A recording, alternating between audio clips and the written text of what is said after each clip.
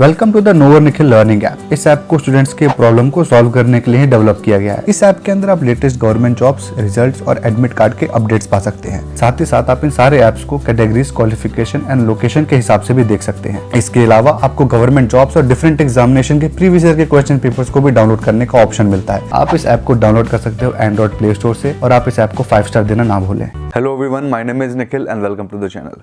आज का video RBI grade B के रिक्रूटमेंट के रिगार्डिंग है। हाल ही में इसकी नोटिफिकेशन आई थी और इस वीडियो में हम डिटेल एनालिसिस करने वाले हैं इस रिक्रूटमेंट का। इस पोस्ट को निकले थोड़ा सा टाइम हो चुका है, वीडियो अपलोड करने में मुझे थोड़ी देरी हो गई है, बट स्टिल मैं ये कुछ सब्सक्राइबर्स के लिए अपलोड कर रहा हूँ जो कि मेरे वीडियोस का वेट करते हैं किसी भी जॉब की डिटेल एनालिसिस के लिए। तो इस वीडियो को स्टार्ट करते हैं। सबसे पहले हम देखने वाले हैं नोटिफिकेशन की details, eligibility criteria, vacancies, application fee, जो भी इंपॉर्टेंट डिटेल्स है वो देखने वाले हैं। उसके बाद हम बात करेंगे जॉब प्रोफाइल के बारे में कि आखिर जॉब प्रोफाइल है क्या और बेसिकली इसके अंदर प्रमोशन कैसे है, इसके अंदर सैलरी कैसे है, पर्क्स कैसे हैं, इसके बारे में बात करेंगे। जानना आपको बहुत ज़्यादा ज़रूरी है ये चीज़ें। इसके बाद हम बात करेंगे एग्जामिनेशन पैटर्न का कि कौन कौन से प्रोसेस से गुजर के आपकी नौकरी लगेगी। उसके बाद हम करेंगे बात बेस्ट बुक्स का, कौन सी बुक बेस्ट है इस एग्जामिनेशन को क्रैक करने के लिए। मैं सिंगल बुक भी यहाँ पे आपको बताऊँगा। उसके बाद हम बात करेंगे सिलेबस, उसके बाद हम बात करेंगे कट ऑफ, उसके बाद प्रीवियस ईयर पेपर्स। अभी बता देता हूँ मेरे ऐप में अवेलेबल है previous year papers, nowhere Nikhil play store पर सर्च करिए, वरना लिंक मैंने डिस्क्रिप्शन में दे रखा है, वहां से भी पेपर्स को डाउनलोड कर सकते हो। अब हम नोटिफिकेशन को डिटेल्स को ध्यान से देखें उससे पहले मैं आपको एक कोर्स के बारे में यहाँ पे बता देता हूँ। आरबीआई ग्रेड बी के लिए एक स्पेशल कोर्स है ऑलिव बोर्ड का, जो कि one of the best course है। मैं यहाँ पर आपको ये भी बता दूं कि पिछले साल के जो रैंक होल्डर्स थे उन्होंने भी ऑलिव बोर्ड से पढ़ाई की थी, इस प्लेटफॉर्म का यूज किया था। इसके अंदर आपको ऑलमोस्ट सारी चीजें मिल जाएंगी, आपके चाहे वीडियो क्लासेस हो, लाइव वीडियो क्लासेस हो, रिकॉर्डेड क्लासेस हो या फिर मॉक टेस्ट हो, ऑलमोस्ट हर एक चीजें कवर्ड है। इसके अंदर बोल्ट मैगजीन करके भी एक फीचर है, वो भी काफी अच्छा है क्योंकि बोल्ट मैगजीन के अंदर आपके जनरल अवेयरनेस के टॉपिक्स कवर हो जाएंगे। इसके अलावा बहुत सारी चीजें हैं, लिंक डिस्क्रिप्शन में अवेलेबल है, आप एक बार जरूर चेकआउट करना कि क्या क्या चीजें हैं, क्या क्या प्रोसेस है। चेकआउट करने के कोई पैसे नहीं है। और हाँ, अगर आपको कोर्स ऑप्ट करना होगा मैं स्क्रीन पे शो कर दूंगा, आप चाहो तो डिस्काउंट कूपन लगा करके कोर्स को सस्ते में परचेज कर सकते हो। तो लिंक डिस्क्रिप्शन में अवेलेबल है, आप एक बार जरूर चेकआउट करना। तो चलिए हम आते हैं अपने नोटिफिकेशन के ऊपर और सबसे पहले बात करते हैं डेट्स का। अगर डेट्स की बात करें तो 28 जनवरी 2021 से इसका फॉर्म आउट हो चुका है। इसकी फॉर्म भरने की लास्ट डेट है 15 फरवरी 2021। तो ये हो गई आपकी फॉर्म की डेट। अब हम बात करते हैं एग्जामिनेशन डेट के बारे में। एग्जामिनेशन डेट की बात करें तो प्रीलिम्स एग्जामिनेशन इसके अंदर 6 मार्च को होने वाला है। इस जॉब के अंदर ना 3 डिफरेंट टाइप की पोस्ट है। ग्रेड बी ही है, सेम ग्रेड की है, बट 3 डिफरेंट टाइप की पोस्ट है। तीनों पोस्ट का एक एग्जामिनेशन कॉमन है, उसके डेट भी कॉमन है जो कि है 6 मार्च। ठीक है, इसके बारे में हम डिटेल में देखने वाले हैं आगे, बट तीनों ही टाइप के पोस्ट का मेंस एग्जामिनेशन के डेट्स अलग हैं। तो यहाँ पर जो सबसे पहला पोस्ट है जो कि है जनरल पोस्ट, उसका एग्जामिनेशन डेट है 1 अप्रैल। इसके बाद जो बाकी सेकंड और थर्ड पोस्ट है DSIM और DEPR, इन दोनों का मेंस एग्जामिनेशन का डेट एक ही है जो कि है 31 मार्च। तो ये हमने देख ली डेट्स। अब हम आते हैं पोस्ट्स के ऊपर। यहाँ पर 3 डिफरेंट टाइप के पोस्ट है, मैंने आपको बताया। तीनों पोस्ट को अगर टोटल कर दे तो 322 सीट्स हैं यहाँ पे। सबसे पहला पोस्ट जिसको ज्यादा से ज्यादा लोग भी अप्लाई कर सकते हैं वो है जनरल पोस्ट। जो यहाँ DR है उसका मतलब है डायरेक्ट रिक्रूटमेंट। DR जनरल हमारा सबसे पहला पोस्ट है जिसके अंदर सबसे ज्यादा सीट्स है, 270 पोस्ट। उसके बाद है DEPR department of economics and policy research, 29 post. उसके बाद है DSIM department of statistical and information management, 23 post. तो ये 3 टाइप की पोस्ट है यहाँ पर और तीनों के एजुकेशन क्वालिफिकेशन भी अलग है और सारी चीजें भी अलग हैं। सबसे पहले एप्लीकेशन फीस देख लेते हैं, उसके बाद हम इसी के बारे में बात करेंगे। तो 850 रुपए यहाँ पे एप्लीकेशन फीस है। और यहाँ पर आपका एक डाउट जरूर आएगा कि क्या यहाँ पे 3 पोस्ट है तो क्या मैं तीनों पोस्ट के लिए अप्लाई कर सकता हूँ? एग्जाम डेट से ही आपको समझ में आ गया होगा कि आप तीनों पोस्ट के लिए अप्लाई नहीं कर सकते। अगर आप एलिजिबल हो तो आप जनरल पोस्ट के लिए अप्लाई कर सकते हो और बाकी बचे हुए 2 पोस्ट में से किसी एक पोस्ट के लिए अप्लाई कर सकते हो। तो इकोनॉमिक्स या फिर स्टैटिस्टिक्स, इन दोनों में से किसी एक डिपार्टमेंट को आपको चुनना पड़ेगा और आपका जनरल डिपार्टमेंट। आप इन 2 पोस्ट के लिए एक साथ अप्लाई कर सकते हो, लेकिन एप्लीकेशन फीस भी आपको 2 बार देनी पड़ेगी जो कि है 850 रुपए जनरल के लिए, और SC/ST फिजिकली हैंडीकैप्ड के लिए 175 रुपीज़ फीस है, और RBI के स्टाफ्स के लिए 0 फीस है। तो ये हो गई आपकी फीस, और आपको 2 बार फीस पेमेंट करनी पड़ेगी, 2 बार फॉर्म भरना पड़ेगा RBI का, दोनों अलग अलग पोस्ट के लिए। तो एलिजिबिलिटी क्राइटेरिया के अंदर सबसे पहले हम लोग बात कर लेते हैं एज का। एज की बात करूं तो 21 साल से लेकर के 30 साल तक के लोग इस फॉर्म को भर सकते हैं। इसके बाद हम बात करते हैं एजुकेशन क्वालिफिकेशन की। यहां पर मैं आपको एक पॉइंट पहले बताना चाहता हूं कि यहां पर नंबर ऑफ अटेम्प्ट्स फिक्स हैं। सिर्फ 6 अटेम्प्ट्स आप दे सकते हो RBI ग्रेड बी के नौकरी के, और ये 6 अटेम्प्ट्स किसी होंगे? प्रीलिम्स एग्जामिनेशन के। प्रीलिम्स एग्जामिनेशन में पास हुए फेल हुए फर्क नहीं पड़ता, अगर आप 6 अटेम्प्ट दे चुके हो तो आप अप्लाई नहीं कर सकते, नहीं दिए हो तो यहाँ पे आप अप्लाई कर सकते हो।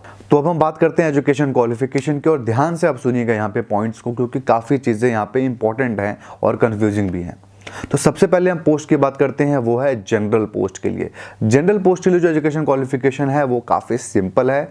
ग्रेजुएशन यहाँ पे चाहिए with 60% of marks.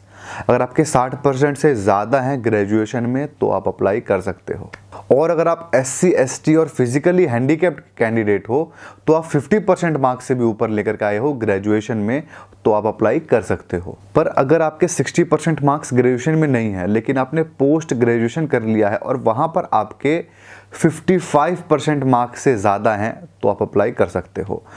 SC/ST physically handicapped candidate के लिए अगर आप पासिंग भी हो मार्क्स हो, पोस्ट ग्रेजुएशन में आप पास भी हो तो अप्लाई कर सकते हो।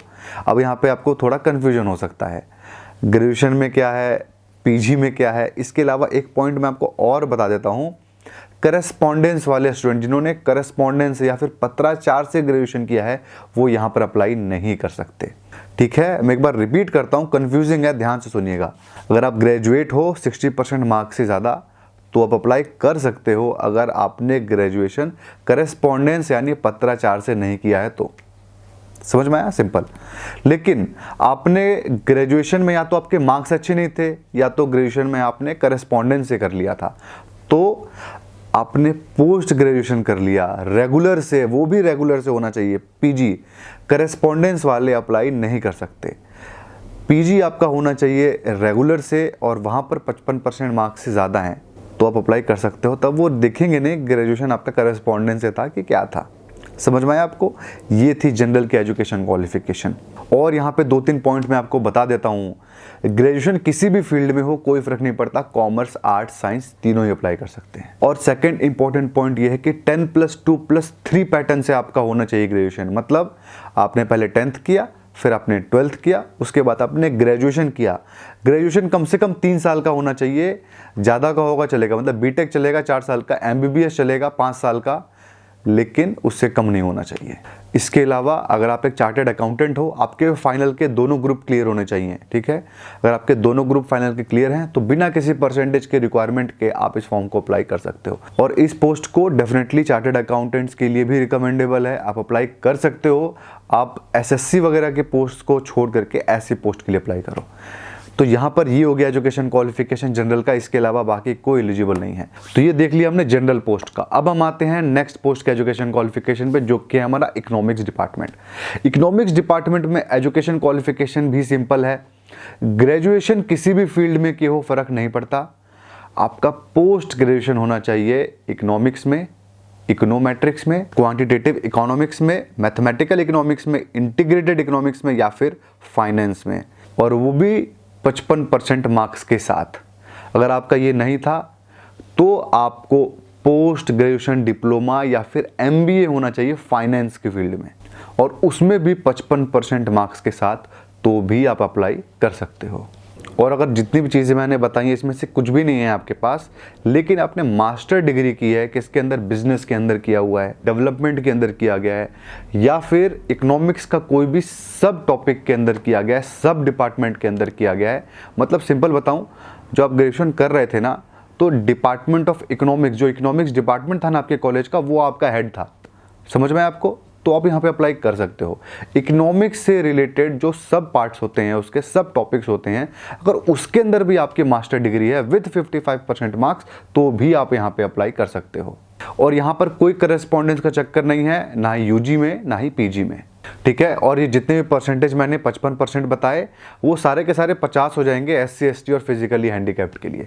ये हो गया हमारे इकोनॉमिक्स डिपार्टमेंट का। अब हम आते हैं मैथमेटिक्स और स्टैटिस्टिक्स डिपार्टमेंट में। यहाँ पर जो एजुकेशन क्वालिफिकेशन है वो भी सिमिलर है। यहाँ पर भी मास्टर डिग्री चाहिए आपको स्टैट्स के अंदर या फिर मैथमेटिकल स्टैट्स के अंदर, मैथमेटिकल इकोनॉमिक्स के अंदर, इकोनोमेट्रिक्स के अंदर, स्टैटिस्टिक्स एंड इंफॉर्मेटिक्स के अंदर, लेकिन कहाँ से? IIT खड़गपुर से। अगर ये नहीं है तो अप्लाइड स्टैटिस्टिक्स या फिर इंफॉर्मेटिक्स के अंदर आपका PG होना चाहिए। कहाँ से?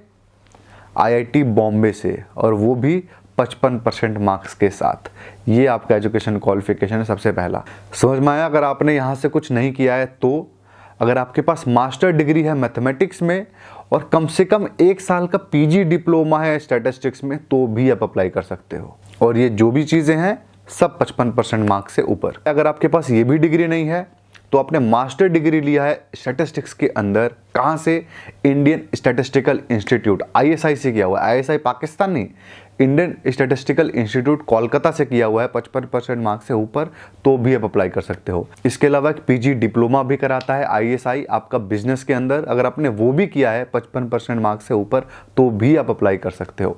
तो ये हो गया हमारा स्टैटिस्टिक्स डिपार्टमेंट का एलिजिबिलिटी क्राइटेरिया। काफ़ी थोड़ा सा टफ था समझने के लिए, इतना भी नहीं था। आई थिंक आपको समझ में आ गया होगा। तो ये हो गया एलिजिबिलिटी क्राइटेरिया। अब हम आते हैं इस जॉब के प्रोफाइल के ऊपर। तो क्यों है इस जॉब की इतनी इज्जत, वो आपको इसका प्रमोशन पैटर्न बताएगा। RBI ग्रेड B की नौकरी अगर आप ले लेते हो तो सबसे पहला जो आपको रैंक मिलता है वो है असिस्टेंट मैनेजर का।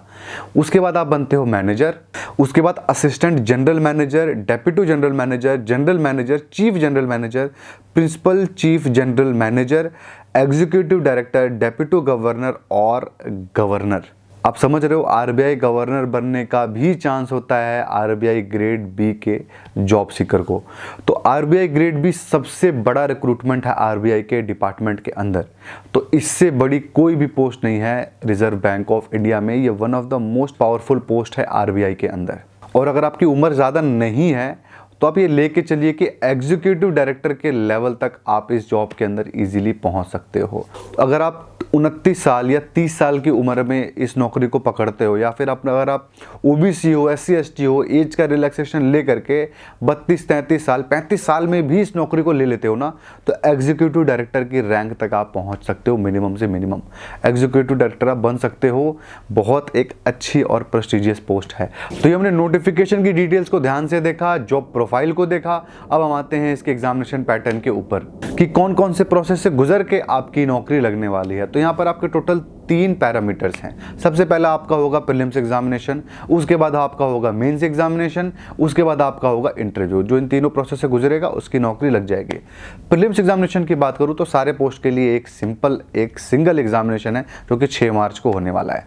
इसके बाद तीनों ही पोस्ट के लिए चीज़ें बट जाएंगी और आपका मेंस का एग्जामिनेशन तीनों ही के लिए अलग होने वाला है। इसके बाद इंटरव्यू सबके लिए कॉमन होने वाला है। प्रीलिम्स एग्जामिनेशन बस पास होने के लिए, कोई इंपॉर्टेंस नहीं है उसका। एक बार आप उसको पास हो गए तो आपका मेंस एग्जामिनेशन ही सबसे इंपॉर्टेंट है। यहाँ पर एग्जामिनेशन पैटर्न में भी चेंज हुआ है, पिछले साल के नोटिफिकेशन से सब कुछ चेंज है और मेंस एग्जामिनेशन के अंदर और आपका एलिजिबिलिटी क्राइटेरिया के अंदर भी चेंज है। पहले 10th 12th के भी मार्क्स मांगता था वो 60%, अब वो नहीं मांगता, तो काफ़ी अच्छी बात है। तो सबसे पहले हम देख लेते हैं प्रीलिम्स एग्जामिनेशन के एग्जामिनेशन पैटर्न का। तो सबसे पहला आपका पेपर होगा जनरल अवेयरनेस का, जिसमें आएंगे 80 क्वेश्चन, उसके बाद इंग्लिश का 30 क्वेश्चन, क्वांट का 30 क्वेश्चन, रीजनिंग का 60 क्वेश्चन। टोटल आपको 2 घंटे मिलेंगे। यहाँ पर जो ये पैटर्न है ना एग्जामिनेशन पैटर्न, ये RBI नहीं दे रहा है, ये बता ही नहीं रहा है। वो बोल रहा है कि भाई मैं 2 घंटे का पेपर ले लूँगा, बस 200 मार्क्स का पेपर होगा, 200 क्वेश्चन होंगे, बांटते रहो आपस में। लेकिन प्रीवियस ईयर पेपर्स को एनालिसिस करके जो पैटर्न मैं आपको बता रहा हूँ यही पैटर्न निकला है। 19-20 ऑब्वियसली हो सकता है क्योंकि यहाँ पे कोई चीज़ बताई नहीं गई है, 19-20 होगा भी, लेकिन बहुत ज़्यादा अंतर नहीं पड़ने वाला है। पैटर्न आपका ऑलमोस्ट यही रहने वाला है। अब हम इसके बाद बात करते हैं मेंस एग्जामिनेशन की। मेंस एग्जामिनेशन में सबसे पहले देखते हैं जनरल पोस्ट के लिए। जनरल पोस्ट के लिए आपके टोटल 3 पेपर होने वाले हैं। सबसे पहला पेपर होगा आपका इकोनॉमिक्स एंड सोशल इश्यूज के ऊपर। यह आपका ऑब्जेक्टिव और डिस्क्रिप्टिव दोनों होगा। आधे घंटे का ऑब्जेक्टिव होगा, 90 मिनट का डिस्क्रिप्टिव होगा। दोनों 50-50 मार्क्स के होंगे और 30 क्वेश्चन आपके यहाँ पर आएंगे ऑब्जेक्टिव के, ठीक है। और 30 क्वेश्चन का क्या मतलब है, यहाँ पे कुछ क्वेश्चन 1 मार्क्स का होगा, कुछ क्वेश्चन 2 मार्क्स के होंगे। तो 30 क्वेश्चन 50 मार्क्स का होगा। जितने भी आपके मेंस का पैटर्न मैं आपको आगे भी बताने वाला हूं ना, ये चीज रिपीट नहीं करूंगा, ऐसा ही होगा। 30 क्वेश्चन 50 मार्क्स लिखा होगा ना, कुछ क्वेश्चन 1 मार्क्स के होंगे, कुछ क्वेश्चन 2 मार्क्स के होंगे। अगला पेपर होगा आपका इंग्लिश का, जो कि टोटल आपके राइटिंग स्किल्स के ऊपर होगा। डिस्क्रिप्टिव पेपर होगा 90 मिनट का, जिसका 100 मार्क्स मिलेगा आपको। 3 क्वेश्चन इसके अंदर होंगे। इसके बाद होगा आपका फाइनेंस एंड मैनेजमेंट का पेपर, ये भी एक ऑब्जेक्टिव होगा आधे घंटे का, एक डिस्क्रिप्टिव होगा 90 मिनट का, दोनों 50-50 मार्क्स के होंगे। ऑब्वियसली मैंने बता दिया 30 क्वेश्चन ही आने वाला है 30 मिनट के लिए, और कुछ क्वेश्चन 1 मार्क्स, कुछ क्वेश्चन 2 मार्क्स के होंगे। और जो डिस्क्रिप्टिव पेपर यहाँ पे लिखे हैं ना, आगे आने वाले पोस्ट के लिए भी 3 बार ये चीजें आएंगी, तो मैं हर बार रिपीट नहीं करूंगा। जो भी डिस्क्रिप्टिव चीजें मैं आपको बता रहा हूं ना, वो सारे में 6 क्वेश्चन आएंगे, जिसमें से 4 आपको अटेम्प्ट करना पड़ेगा, 2 क्वेश्चन आप छोड़ सकते हो डिस्क्रिप्टिव पेपर्स के अंदर। ये था जनरल पोस्ट का। अब हम देखते हैं इकोनॉमिक्स डिपार्टमेंट के अंदर मेंस का पेपर। तो इसके अंदर भी आपके 3 पेपर होने वाले हैं। तो इसके अंदर सबसे पहला पेपर होगा इकोनॉमिक्स का ऑब्जेक्टिव, सेकंड पेपर भी इकोनॉमिक्स का होगा आपका डिस्क्रिप्टिव। ऑब्जेक्टिव के अंदर मिलेगा आपको 120 मिनट, जो कि आपके 100 क्वेश्चन होंगे। डिस्क्रिप्टिव के अंदर मिलेगा आपको 180 मिनट, ये भी आपका 100 मार्क्स का होगा। इसके बाद होगा पेपर 3 इंग्लिश के अंदर, वो भी डिस्क्रिप्टिव होगा 90 मिनट का, 100 मार्क्स आपको मिलने वाला है। ये हो गया आपका इकोनॉमिक्स डिपार्टमेंट का। ठीक है, मैथमेटिक्स डिपार्टमेंट का या स्टैट्स डिपार्टमेंट का एग्जैक्टली सेम है। पहले 2 पेपर स्टैट्स के होंगे, एक ऑब्जेक्टिव एक डिस्क्रिप्टिव। अगेन आपका same 120 minute objective, 180 minute descriptive, 100 marks के होंगे। इंग्लिश का भी आपका सेम पेपर होगा, डिस्क्रिप्टिव होगा 90 मिनट का होगा, 100 मार्क्स का पेपर होगा। तो ये आपका मेंस का पैटर्न है। और ये सारे के सारे टॉपिक्स जो इसके अंदर है ना, जितने भी मैं टॉपिक्स आपको बता रहा हूँ, ये कंफ्यूजिंग है, इसलिए आरबीआई ने खुद ही अपना सिलेबस लॉन्च कर दिया है। खुद उनके नोटिफिकेशन के अंदर मेंस के सिलेबस बताया गया है कि इससे ज़्यादा नहीं पढ़ना है। प्रीलिम्स का सिलेबस कुछ भी नहीं बताया गया है, वो आपको मैं बताऊंगा। मेंस का सिलेबस आपका नोटिफिकेशन में लिखा हुआ है, एक एक पॉइंट लिखा हुआ है, उससे ज़्यादा आपको कुछ भी नहीं पढ़ना है, उतना ही काफ़ी होगा आपके लिए। तो ये हमने देख लिया एग्जामिनेशन पैटर्न। अब हम बात करते हैं बुक्स का, कि कौन सी बुक्स बेस्ट है इस एग्जामिनेशन को क्रैक करने के लिए। बहुत सारे स्टूडेंट होंगे, फर्स्ट अटेम्प्टर होंगे, पता नहीं इस एग्जामिनेशन के लिए, पहली बार देख रहे होंगे वीडियो और सोच रहे होंगे कैसे तैयारी करूं। अगर आप पहले अटेम्प्टर हो, आपको नॉलेज ही नहीं है सरकारी नौकरी की, तो आप सिंगल बुक परचेस कर लो आरबीआई का। मैं नहीं कहता कि उससे आपकी नौकरी लगी जाएगी, लेकिन आप बहुत नज़दीक पहुंच सकते हो। लेकिन अगर आप वो बुक पढ़ लेते हो, साथ में बहुत सारे मॉक टेस्ट देते हो, आप मेरा मॉक टेस्ट दे सकते हो noornikhil.in पे, सिर्फ 99 रुपीज़ में ना अनलिमिटेड मॉक टेस्ट है वहाँ पे, या फिर और कोई भी मॉक टेस्ट आप दे सकते हो। मैं नहीं कहता मेरा ही दो, लेकिन अगर आप उस बुक को पढ़ लेते हो, सिंगल बुक जो मैं आपको बता रहा हूँ वो पढ़ लेते हो, साथ में बहुत सारे मॉक टेस्ट देते हो और प्रीवियस ईयर पेपर्स लगाते हो, तो पास होने के चांसेस तो आपके हैं। सिंगल बुक जो रिकमेंड कर रहा हूँ मैं, दिशा पब्लिकेशन की बुक है, इतनी मोटी किताब है, सारे के सारे टॉपिक्स उसके अंदर कवर्ड हैं, A to Z topics covered हैं। अगर आपके पास SBI PO की बुक पहले से ही अवेलेबल है तो आप परचेस मत करिए कोई नई बुक, उसी से आपका काम यहाँ पे चल जाएगा। आरबीआई का एग्जामिनेशन भी आईबीपीएस ही ले रहा है, और आईबीपीएस की औकात का सबसे एक्सट्रीम है स्टेट बैंक। स्टेट बैंक से ऊपर लेवल का वो कुछ पूछता ही नहीं है। हाँ, आरबीआई का लेवल 20 हो जाएगा, मैक्सिमम 20 हो जाएगा, इससे ऊपर नहीं हो सकता है। स्टेट बैंक से ऊपर के लेवल के क्वेश्चंस यहाँ पे आपको नहीं दिखने वाले हैं। तो स्टेट बैंक पीओ की अगर आपके पास सिंगल बुक है, आप उससे भी तैयारी कर सकते हो। हाँ, कुछ बुक्स एक्स्ट्रा लेनी पड़ेगी, वो आपको मैं बताऊंगा। तो सिंगल बुक की बात यहाँ पे हो गई। अब हम बात करते हैं ऐसे स्टूडेंट्स जो कि अच्छे से पास होना चाहते हैं एग्जामिनेशन को, उनको कौन से बुक से पढ़नी चाहिए। तो सबसे पहले सबसे इंपॉर्टेंट जो यहाँ पे पार्ट है वो है जनरल अवेयरनेस का, क्योंकि जनरल अवेयरनेस सबसे ज़्यादा यहाँ पे 80 क्वेश्चंस आने वाले हैं। तो जनरल अवेयरनेस के लिए ना सबसे पहले आपको लेना है बैंकिंग अवेयरनेस की बुक। मैं यहाँ पे आपको दिखा दूंगा स्क्रीन के ऊपर, रेड और ब्लैक कलर की वो बुक है, काफ़ी अच्छी किताब है। बैंकिंग अवेयरनेस की one of the best book है वो, मैं हर बार रिकमेंड करता हूँ, और डेफिनेटली परचेस कर लीजिए अगर बैंकिंग की तैयारी करते हैं तो। इतनी मोटी किताब है, बैंकिंग के अंदर जितने भी क्वेश्चन है ऑलमोस्ट उसके अंदर आपके कवर्ड हो जाएंगे। अब हम आते हैं करंट अफेयर्स के ऊपर। करंट अफेयर्स के अंदर क्वार्टरली करंट अफेयर्स की बुक मैं हर बार आपको रिकमेंड करता हूँ, ऑलमोस्ट सारे एग्जामिनेशन में आप उसको परचेस कर सकते हो। बहुत इंपॉर्टेंट है उसको परचेस करना, क्योंकि अगर आप न्यूज़पेपर रेगुलरली फॉलो नहीं कर रहे हो, कोई मैगजीन रेगुलरली नहीं पढ़ रहे हो, तो वैसी बुक्स आपके काम आती है। इसके बाद तीसरा क्या करना है, तीसरा योजना आपको पढ़ना है। योजना आपको सरकारी किताब है, सरकार ही लॉन्च करती है, और हर मंथ में एक एडिशन उसका आता है। मैं उसको फ्री में अपलोड करने वाला हूं अपने ऐप के अंदर, नोवर निखिल ऐप के अंदर फ्री में आपको योजना में अपलोड करने वाला हूं। जब ये वीडियो डाल रहा हूँगा 1-2 दिन मोस्टली लग सकता है, पर वहाँ पे आपको अपलोड हो जाएगा। फ्रंट जो स्क्रीन होगी ना, फ्रंट स्क्रीन के ऊपर आप देखना योजना का बैज लगा होगा, वहाँ पर आपको योजना मैगजीन में सारी की सारी अपलोड कर दूंगा। ऑलमोस्ट 4-5 मंथ की मैं अपलोड कर दूंगा, खरीद के लाऊंगा, स्कैन करूंगा, अपलोड कर दूंगा। मुझे पे कौन सा गवर्नमेंट केस करने वाला है, ठीक है, तो आपको वहाँ पे PDF मिल जाएगा योजना का। तो ये किताब हो गई आपकी फिक्स, ये पढ़ना है। इसके अलावा एक और है लूसेंट, आपको पढ़ना है। लूसेंट की जो बुक है उसके अंदर से भी क्वेश्चंस आएंगे, उसके अंदर आपका पॉलिटी के क्वेश्चंस इंपॉर्टेंट है, वहां से आप पढ़ सकते हो। तो एक लूसेंट की भी किताब आप जरूर रखो अपने पास। तो ये 4 किताबें जरूरी हैं आपको पढ़ाई करने के लिए। अब हम बात करते हैं सेकंड मोस्ट इंपॉर्टेंट, जो कि है यहाँ पर आपका रीजनिंग। रीजनिंग में भी आपके 60 क्वेश्चंस एक्सपेक्टेड हैं। तो रीजनिंग की आपको पढ़ाई करनी है। RS अग्रवाल की किताब है, एस्चान पब्लिकेशन की, वर्बल नॉन वर्बल रीजनिंग। इतनी मोटी बुक है, उसके बाहर कुछ नहीं आने वाला। आप उसको प्रैक्टिस करिए आंख बंद करके, जो आपको सिलेबस बताऊंगा उसके हिसाब से आपका रीजनिंग का पार्ट निकल जाएगा। इसके बाद हम बात करते हैं क्वांट के। क्वांट के ऊपर मैं बहुत ज़्यादा फोकस नहीं कहूँगा कि आप करो, क्योंकि 30 ही क्वेश्चन है, बहुत ज़्यादा क्वेश्चन नहीं आने वाले हैं। हाँ, इंपॉर्टेंट तो होता ही है कुछ भी पढ़ाई करना। तो यहाँ पर आपको जो बुक मैं रिकमेंड करता हूँ वो आपको सही में राजेश वर्मा ही कर रहा हूँ, फास्ट ट्रैक अर्थमेटिक। इतनी मोटी किताब है, ऑलमोस्ट हर एग्जामिनेशन में आपको काम आएगी, उसको एक बार ख़त्म कर ही दो। लेकिन आपको लग रहा है कि मैं टॉप करना चाहता हूँ, RBI का पेपर बहुत हाई लेवल पढ़ने का मन है, तो अब क्वांटम कैट की बुक आती है, काफ़ी अच्छी किताब है, आप उसको भी परचेस कर सकते हो। इसके बाद हम बात करते हैं इंग्लिश सेक्शन का। इंग्लिश की बात करूं तो इंग्लिश के अंदर एसेंशियल इंग्लिश आती है किताब, आप उसको परचेस कर सकते हो, वो भी काफ़ी अच्छी किताब है। अगर आप ट्रेडिशनली, अगर आपके पास पहले से SP बख्शी रखी हुई है तो मत परचेस करिए, ठीक है। अगर आपको नहीं लेनी है तो एसेंशियल इंग्लिश लीजिए। हाँ, अगर आपके पास लूसेंट की इंग्लिश भी रखी हुई है तो भी वो भी काफ़ी अच्छी किताब है, आप उसको भी देख सकते हो। तो ये तीनों किताब अच्छे हैं, आप इनमें से कोई परचेस कर सकते हो, लिंक डिस्क्रिप्शन में अवेलेबल है। तो ये बात की अपनी बुक्स की, अब देख लेते हैं सिलेबस। सिलेबस में सबसे पहले स्टार्ट करते हैं क्वांट का। क्वांट का सबसे पहला टॉपिक है एवरेज, उसके बाद है data interpretation, data sufficiency, mensuration, mixture and allegation, number series, partnership, percentage, problems on edges, profit and loss, quadratic equation, ratio proportion, simple interest and compound interest, speed, time and distance, work and time और quantity comparison. ये हो गया quant का। Syllabus देख रहे हैं कब, मेरा राजेश वर्मा ही लीजिए, 2 बार खत्म कर दो यार उस किताब को, उससे आप कोई नौकरी निकाल लोगे यार, मैं कह रहा हूँ 2-3 बार खत्म कर दो उस बुक को। अब हम देखते हैं इंग्लिश का सिलेबस। सबसे पहला है आपका रीडिंग कॉम्प्रिहेंशन, उसके बाद है cloze test, error spotting, para jumble, fillers, single और double, sentence improvement, phrase replacement, antonyms, synonyms, idioms and phrases और वन वर्ड सब्स्टिट्यूशन। इसके बाद हम देखते हैं रीजनिंग। रीजनिंग इंपॉर्टेंट टॉपिक है और इसके अंदर सबसे इंपॉर्टेंट क्या है बैंकिंग के अंदर भाई, पजल। तो सबसे पहला टॉपिक है पजल। पजल के अंदर आपका लीनियर भी है, सर्कुलर भी है, people sitting in round table वाले जो होते हैं वो। इसके बाद आपका distance and direction, code inequalities, coding decoding, alpha numeric, order and ranking. उसके बाद puzzle, syllogism, input output puzzle, logical reasoning, blood relation और डाटा सफिशिएंसी।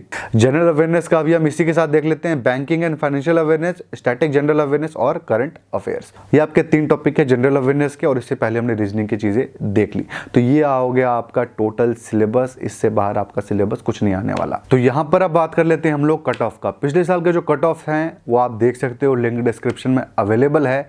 पिछले साल का मैं आपको कट ऑफ की बात करूं तो जनरल का 122 कट ऑफ गया था, ठीक है। बहुत, इसको मैं ये नहीं कहूँगा कि इस बार भी इतना ही कट ऑफ जाने वाला है, इस बार कट ऑफ बढ़ने वाला है। तो क्या एक्सपेक्ट करें इस बार का कट ऑफ, 128, 132, 133 इस रेंज में आप कट ऑफ एक्सपेक्ट करिए, क्योंकि इसके अंदर है क्या ना, जनरल अवेयरनेस के टॉपिक्स बहुत ज़्यादा हैं, तो बच्चे बहुत ज़्यादा टिक मारते हैं उनको। 70-80 क्वेश्चंस हैं, बच्चे टिक मारते हैं उनको। 60 आपके क्वेश्चंस हैं, रीजनिंग के बंदे 60 में से 50 क्वेश्चन करते हैं, और जो 10 गलत होते हैं ना वो भी पजल के होते हैं, और बंदे 50-55 लेते हैं रीजनिंग के अंदर, आपके जनरल अवेयरनेस के टॉपिक के अंदर उठाते हैं मार्क्स। तो बहुत ज़्यादा बच्चे स्कोर करते हैं इनके अंदर, 100 मार्क्स स्कोर कर देते हैं सिर्फ जनरल अवेयरनेस और रीजनिंग से। तो इसका कट ऑफ हाई जाता है, 120 से कम आपको अटेम्प्ट तो करना ही नहीं है। तो इस हिसाब से आपको तैयारी करनी है। प्रीवियस ईयर पेपर्स मैंने आपको बताया, लिंक डिस्क्रिप्शन में अवेलेबल है। मॉक टेस्ट देना है तो novarnikhil.in का आप यूज़ कर सकते हो। और आप में से बहुत ज़्यादा लोग नोवर निखिल क्लासेस के लिए पूछ रहे थे, जहाँ पे मैं फ्री में आपको क्लासेस देने वाला हूँ, और जिसमें से आप लोग भी खुद पैसे भी बना सकते हो। वहाँ से नहीं देखा होगा तो लिंक डिस्क्रिप्शन में अवेलेबल है, वीडियो को देख लेना, चीज़ें समझ में आ जाएगी। तो वहाँ पर वीडियो आपका अपलोड होने वाला है जल्दी से जल्दी, क्योंकि टीचर से बात हो रही है, देख रहे हैं, बहुत अच्छा रिस्पॉन्स आया है, काफ़ी लोग मुझे मेल कर रहे हैं। तो जैसे ही टीचर से बात होती है, अच्छा लगता है, तो वहाँ चैनल पर वीडियोज़ अपलोड होने लगेंगे। मैं भी अपने डालूंगा, दूसरे टीचर्स भी डालेंगे, सब कुछ वहाँ पर फ्री होगा, किसी चीज़ का पैसा नहीं होगा। IBACIO का वहाँ पे प्रॉपर आपका सारे के सारी चीज़ें कवर होंगी। सिर्फ IBACIO ही नहीं, आपका ECGC का जो पेपर है वो भी उसके अंदर कवर हम करेंगे। IBACIO और ECGC फ्री में करेंगे, तो नोवर निखिल क्लासेस को आप ज़रूर सब्सक्राइब करके रखें। तो बस यही था आज के वीडियो में। आई होप आपको इस वीडियो से फ़ायदा मिला होगा। अगर आपको इस वीडियो से फ़ायदा मिला तो आप इस वीडियो को लाइक ज़रूर करें, कमेंट करें अपने डाउट को, और अगर आपको ऐसे और वीडियोज़ दिखने होंगे तो आप इस चैनल को भी ज़रूर सब्सक्राइब करें। Thank you.